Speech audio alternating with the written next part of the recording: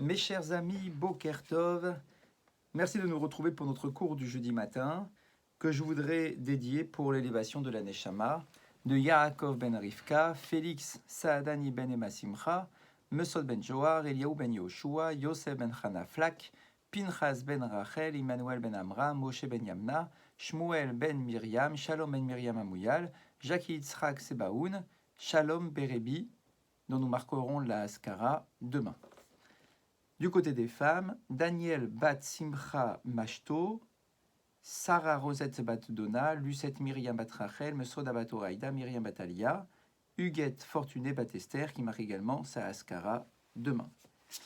Et que ce cours soit également pour la Refoua Shelema de Nathan ben Moshe, Camus Ephraim ben Mazal ben Aïs, Yosef Aaron ben Rachel et Yaakov Kalev ben Sarah, que l'on apprenne de bonnes nouvelles pour tous ces malades et pour tous les malades du peuple d'Israël. Nous continuons dans l'histoire de la paracha de la semaine et nous en arrivons au mariage entre Yaakov et Rachel cette fois-ci. Comme on l'a rappelé hier, normalement Yaakov voulait se marier avec Rachel, son beau-père Lavan l'a, l'a trompé littéralement. Au lieu de lui donner Rachel, il lui donne Léa. Et le texte nous dit Lavan lo ermitz afilu izdamnut achat lishaker le Yaakov, Léa tziklo le ramot oto bechol trut veinyan. Nous savons à quel point Lavan a trompé Yaakov dans tous les domaines, pas uniquement sur son mariage, d'un point de vue commercial, d'un point de vue de leur accord financier qui s'était mis en place entre eux, etc. Sur tous les points, Lavan a trompé Yaakov. Et je vous rappelle, par rapport au mariage avec Rachel, qui était prévu avec Rachel, Yaakov devait travailler pendant 7 ans, et à la fin de ces 7 ans, pouvoir se marier avec Rachel. Et finalement, au lieu de lui donner Rachel, il lui a donné sa fille Léa. Il lui avait fixé un salaire et il a également changé ce salaire. Et lorsque l'on est confronté à tant de mensonges, de tromperies, d'escroqueries, la question qui se pose est de savoir comment est-ce que Yaakov va réagir. Sheva Shanim avad Yaakov avur Lavan. Donc, Yaakov a travaillé pendant 7 ans pour se marier avec Rachel. Et une fois que Yaakov s'aperçoit que son beau-père l'a trompé, et qu'il lui a donné Léa à la place de Rachel, Sikem Yaakov gam im Lavan, alors Yaakov tout de suite se relève de cet affront en quelque sorte, et il lui dit, écoute, je veux maintenant me marier avec Rachel, Vayavor de Sheva Shanim Nosafot, et je suis prêt pour cela à travailler 7 années supplémentaires. Je vous rappelle qu'il pourra se marier avec Rachel dès la fin des Sheva Brachot, donc il va se marier avec Rachel, et ensuite il va travailler 7 années. Donc à la différence avec Léa, c'est que pour Léa, Yaakov travaille 7 ans, et ensuite il va se retrouver marié avec Léa, alors que là, il se marie au bout de 7 jours avec Rachel, et ensuite il va travailler pendant 7 ans. Et le texte nous dit Vayavo Gamel Rachel, et il s'est uni également avec Rachel, Vayehav Gamet Rachel Miléa, et il a aimé Rachel plus que Léa, Vayavod Rimo Od Sheva Shanim Acherot, et il a travaillé pour lui, ou avec lui, 7 années supplémentaires.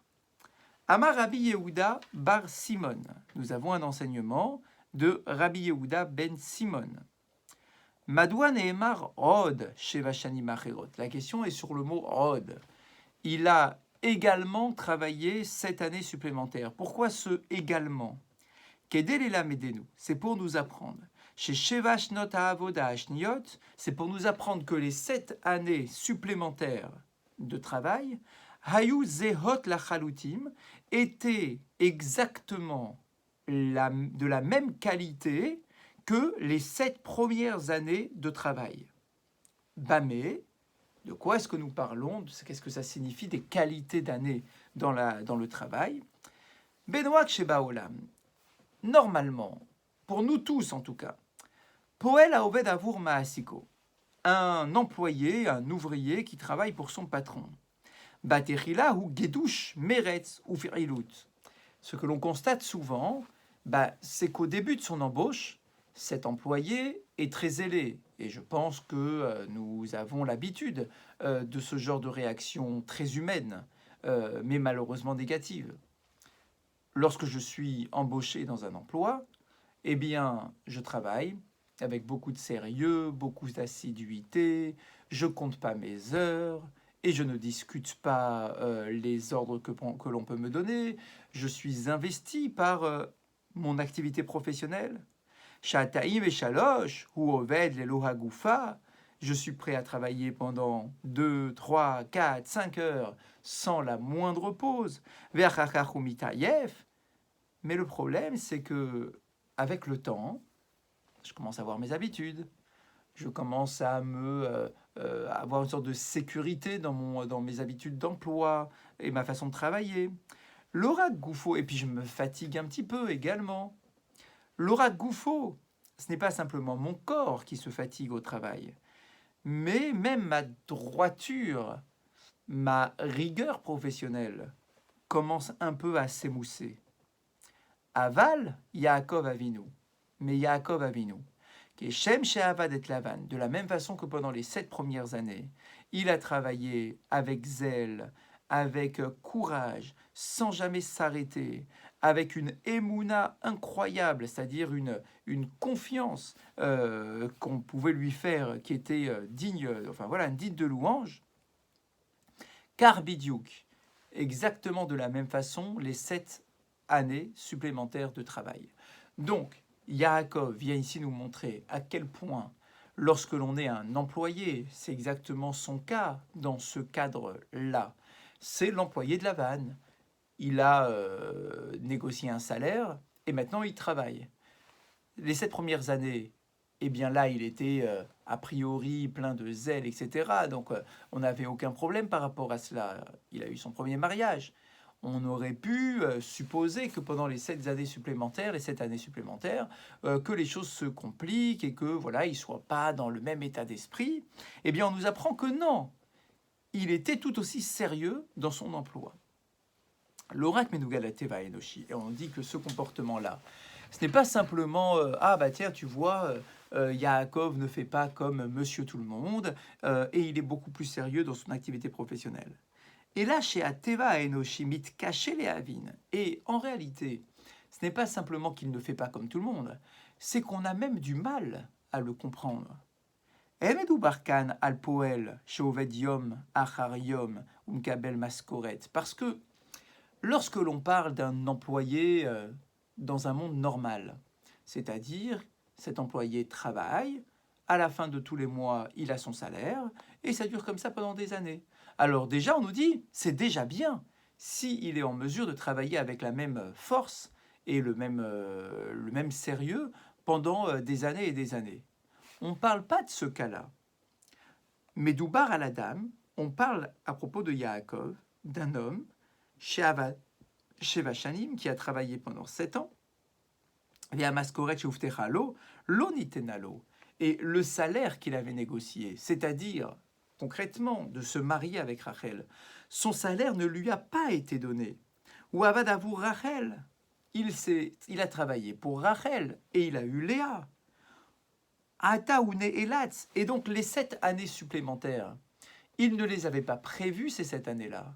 Il se retrouve forcé de travailler 7 ans en plus pour avoir ce qu'il devait déjà avoir et pour pouvoir se marier avec Rachel.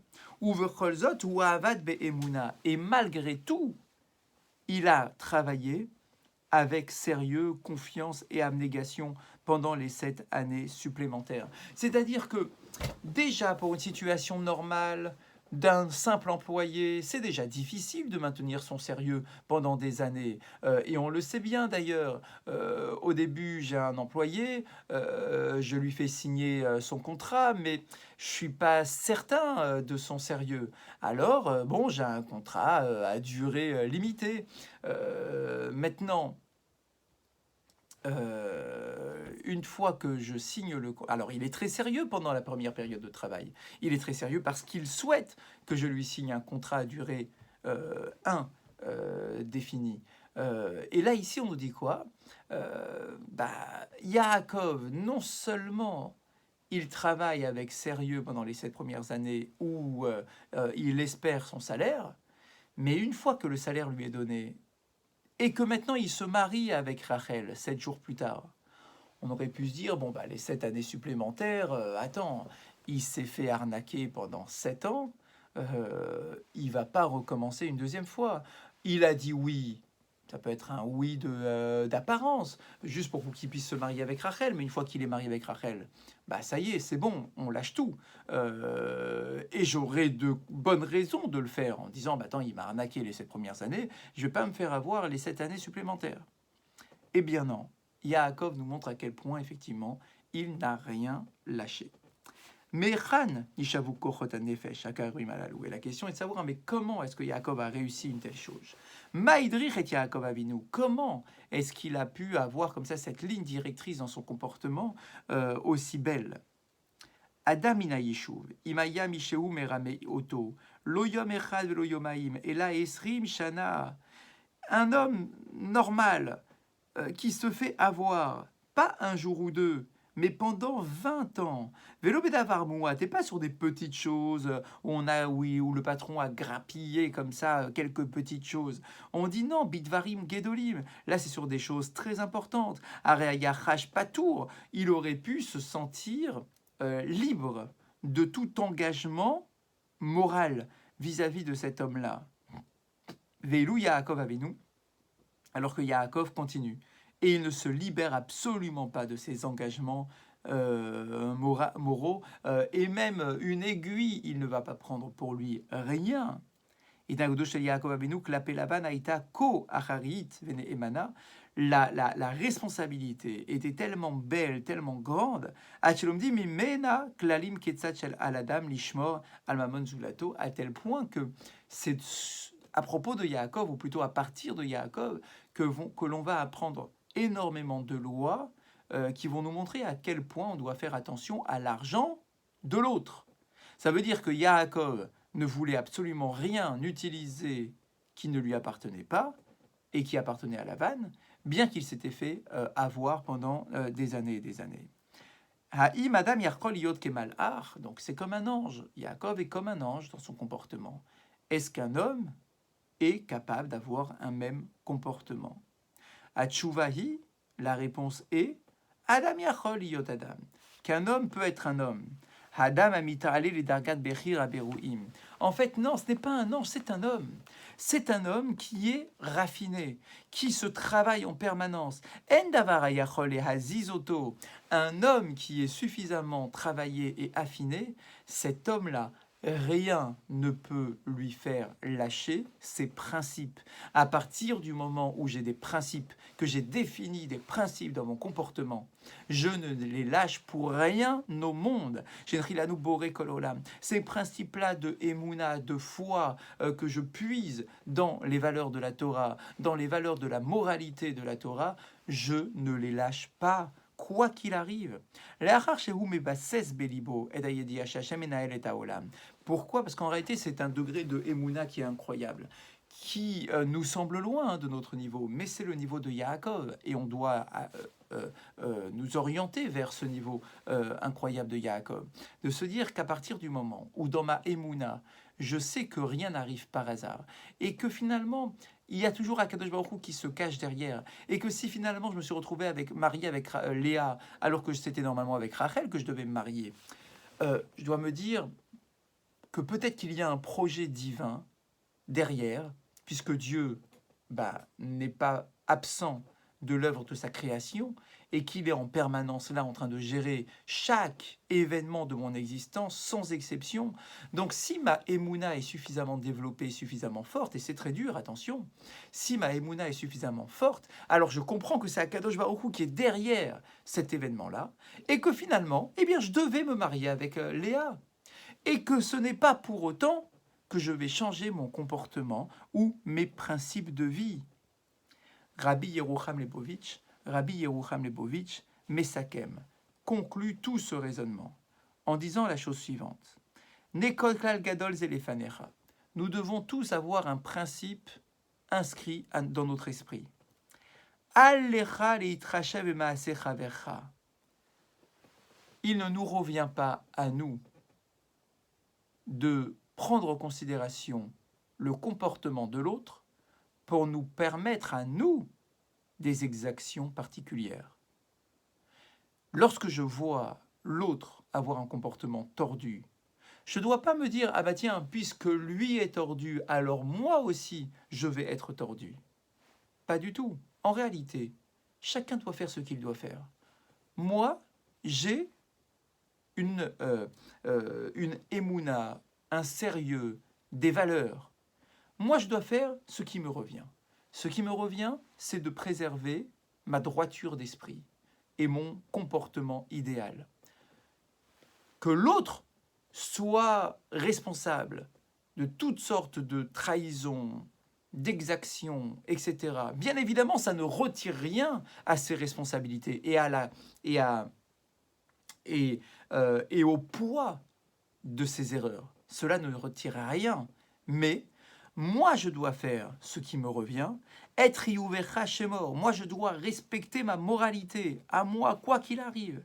Veda et mi atagozel, qui a mishpat l'Elohim hu, et cela ne me permet absolument pas de voler celui qui est face à moi, même si lui est un voleur.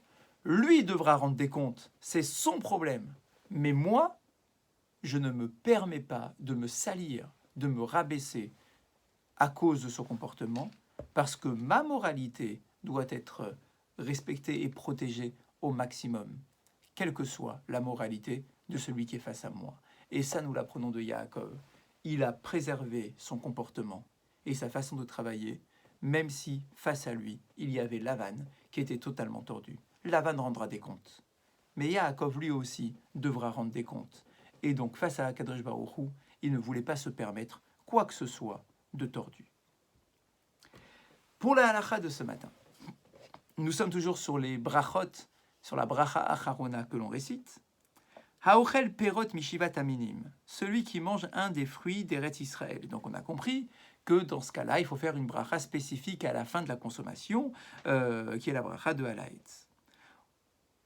Maintenant, on nous dit, si non seulement c'est un fruit qui a fait la gloire d'Eretz Israël, prenons un exemple simple, du raisin. Je mange du raisin d'Italie. Ce raisin-là est produit en Italie, il n'est pas produit en Israël. Mais pourtant, le raisin fait partie des fruits qui ont fait la gloire d'Eretz Israël.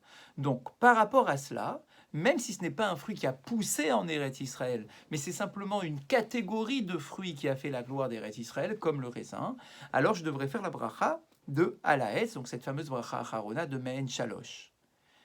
Même si ce n'est pas un fruit qui provient d'Eretz Israël.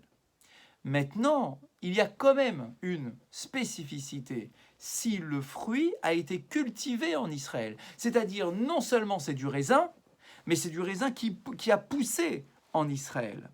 Alors là, du coup, effectivement, je vais un peu modifier la conclusion de la bénédiction que je vais réciter, où je vais dire « Baruch ata Hashem, hala haaretz ve'al perotea » Tu es source de toutes les bénédictions, toi Hachem, qui m'a donné la terre et qui m'a permis de profiter de ses fruits à elle. Ses fruits à elle, c'est-à-dire qu'on parle d'ici d'un fruit qui a poussé, effectivement, qui a été cultivé en Eretz Israël. On le dit pour les fruits, on le dit pour le vin, on le dit pour de la farine, puisque c'est une des céréales. D'accord ? Donc dans tous ces cas-là, si je sais que la provenance c'est Eretz Israël, alors effectivement, c'est une bracha un peu plus spécifique encore pour remercier Akadosh Baruch Hu sur la beauté de la terre d'Israël. Attention, une orange qui ne fait pas partie des fruits d'Eretz Israël, qui a fait la gloire d'Eretz Israël. Une orange, lorsque j'ai terminé la consommation de mon orange, je fais la bracha normale de Boré Nefashot. Même si cette orange a été cultivée en Israël, alors là, ça ne change absolument rien. C'est toujours la bracha de Boré Nefashot. Je ne change pas un terme de la bénédiction. Donc, la particularité d'un fruit qui provient d'Eretz Israël est prise en considération que si c'est un des fruits qui a fait la gloire d'Eretz Israël dans le fameux verset que nous avions déjà expliqué et cité. Voilà pour ce matin, je vous souhaite de passer une très bonne journée et je suis ravi de bientôt vous retrouver en présentiel. Bonne journée à tous.